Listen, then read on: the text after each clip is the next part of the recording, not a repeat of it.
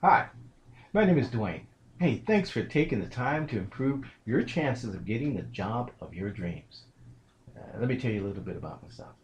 I worked in human resources for a major corporation for a decade or so, and during that time I interviewed a lot of people. Now I own my own business, and it just dawned on me that when I go out and promote my services and products and such, it feels a lot like, you guessed it, being on an interview. Well, I'm going to share with you the sales and marketing techniques that we use in business all the time to move product, to get people to buy one product over another. And I'm going to show you how to apply that strategy to your next interview. Now, let me explain to you why this is important. One expert claims that the recession cost the United States some 8 million jobs. The same expert estimates that by the end of 2010, 1.2 million jobs will be added to the economy. And by the end of 2011, another 2 million jobs will be added. But do the math. Really, this means that we will only gain 3.2 million jobs and 5 million people will still be out of work. I don't want you to be one of those 5 million people. So I'm going to share with you sales marketing techniques that work. You understand how to apply them to your next interview. Now, this is going to give you a competitive advantage over others who are interviewing for the same job. I believe that if you win the interview, you'll get the job. So let's get started. Now, you read in my blog about Rosser Reeves. He pioneered the concept of a USP, or unique selling proposition. He promoted the concept that there are three types of USPs as they relate to advertising. Now, we're going to take a look at each one of these USPs one at a time. Now, the first type goes like this: buy me and you get, and then you fill in the blank. An example of this type of USP is the shampoo Head and Shoulders. The USP, get rid of dandruff, moved many bottles off the shelves. In essence, the USP told the masses, buy Head and Shoulders and you won't have dandruff. Another use of this USP was a product, Oil of Olay. Women were told that if they bought this product, they would have, and here's a USP, younger looking skin. We can apply this type of USP when interviewing. Instead of saying buy this product and you get, you'll say in essence, hire me and you'll get someone who will add a specific value to your organization. Now, what that specific value is up to you. You'll have to fill in the blank. You'll have to answer the questions: what specific skill or knowledge do I bring to the table? Here's another good question: why would I hire myself? Really understanding why you will hire yourself is a very important foundation to getting someone else to hire you. If you don't know why you would hire yourself, then you won't be able to convince someone else to hire you. Now, here's the second type of a USP. This product is unique because. Now, example of this type of a USP is a product, M&Ms. M&Ms are unique because they melt in your mouth, not in your hand. Now, what's unique about you? Perhaps it's your education, maybe it's your career path, maybe it's something else.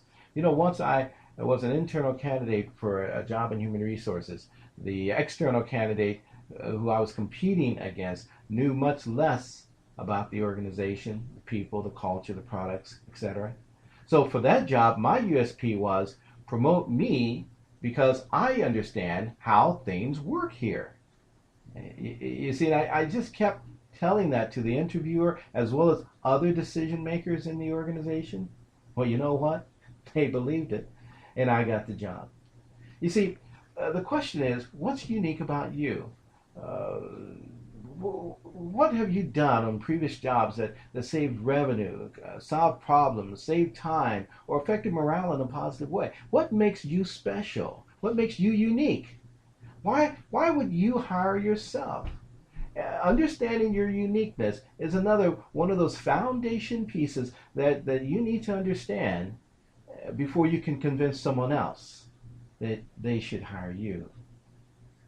Now, the third type of USP is everyone, or at least important people, buy this product.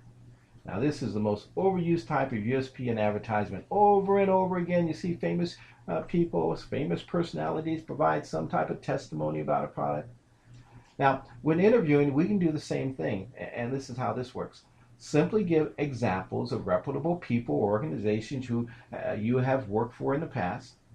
You can use community-based or charitable organizations or major corporations, whatever. One interviewee who was active in organizing volunteers for a faith-based organization used the following USP. He said, at such and such a place, I motivated people to work for more than just money.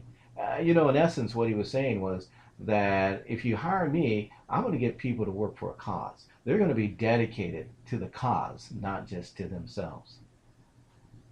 Use this time-tested method of developing a USP and promoting that USP and apply it to your next interview.